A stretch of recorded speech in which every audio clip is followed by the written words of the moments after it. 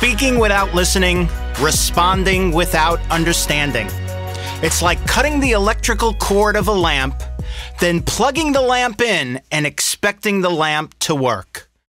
In part 2 of Effective Listening, we will take a look at the listening process, better understand the challenges we face, and identify quick, simple solutions to the challenges ahead. So how do we become better listeners? Understanding the process is a great place to start. The listening process has 4 distinct elements: hearing the message, interpreting the message, evaluating the message, and responding to the message. Let's start with hearing the message. Yogi Berra said, "You can hear a lot by just listening." Hearing is the beginning of the listening process. It's involuntary. However, when we listen, it's on purpose. You've heard people say, he only hears what he wants to hear, or he has selective listening. It's like Charlie Brown's teacher, wah, wah, wah, wah, wah.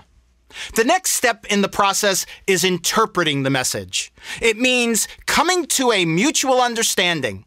Listeners often experience problems here because no two people perceive a message the same way. This is where listening filters dramatically impact your interpretation of a message. Listening filters can be as simple as your mood and the time of day. You've heard people say, "Not until I've had my first cup of coffee." They could also be whether you like or dislike the speaker. And it can be as complex as your value system, your expectations and perceptions, and even your biases. The third element of the listening process is evaluating the message. Good listeners are sure to get all the facts, they don't jump to conclusions, and they analyze all the information before formulating a response. In fact, good listeners will solicit clarification. Take a moment and write down these 6 magic words. They'll make you a better listener. So if I hear you correctly, these 6 words will help you in the evaluating process. They will also keep you tuned in and allow you to clarify the speaker's message. The fourth and final element is to respond to the message. Even though a response is more about speaking than listening, it's critical to clear communication. Listeners must provide feedback to the speaker to complete the listening process. While understanding the listening process is important, knowing the obstacles you face in the process can be a difference maker. Like an athlete getting ready to face an opponent, you must know what stands in the way of victory. There are 3 hurdles you must clear in this process. The first hurdle is that we listen at about 25% of our potential. We miss, ignore, forget, and distort 75% of what we hear. Basically, 3 out of every 4 words we listen to, we ignore. Hurdle number 2.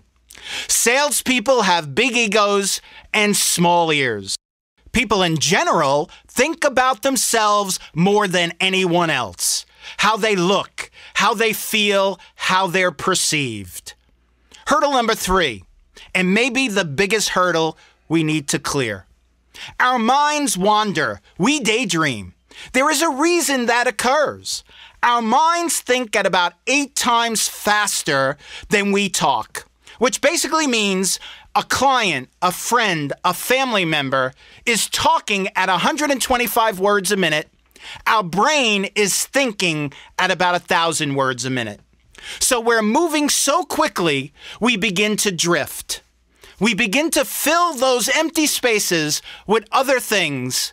And once that occurs, we become lost. So what is the solution? How do we become better listeners?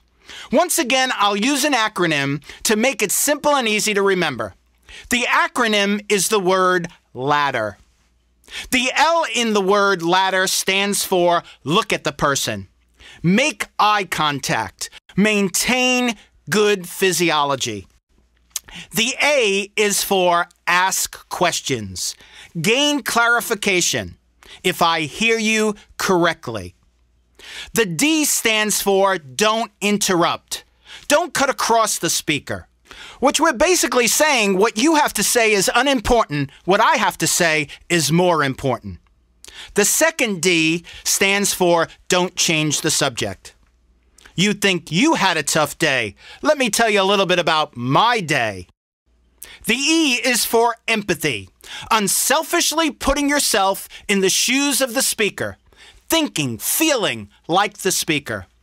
That builds trust, and people love to work with and do business with people they trust. Finally, the R stands for respond intelligently. The word ladder. As we close this podcast, let me give you one thought to cling to. Seek to understand, then to be understood. There's lots of information here, and don't be afraid to place this podcast on pause and rewind to take full advantage of all the information. It could change your life, or at least improve the relationships you have with the people you love.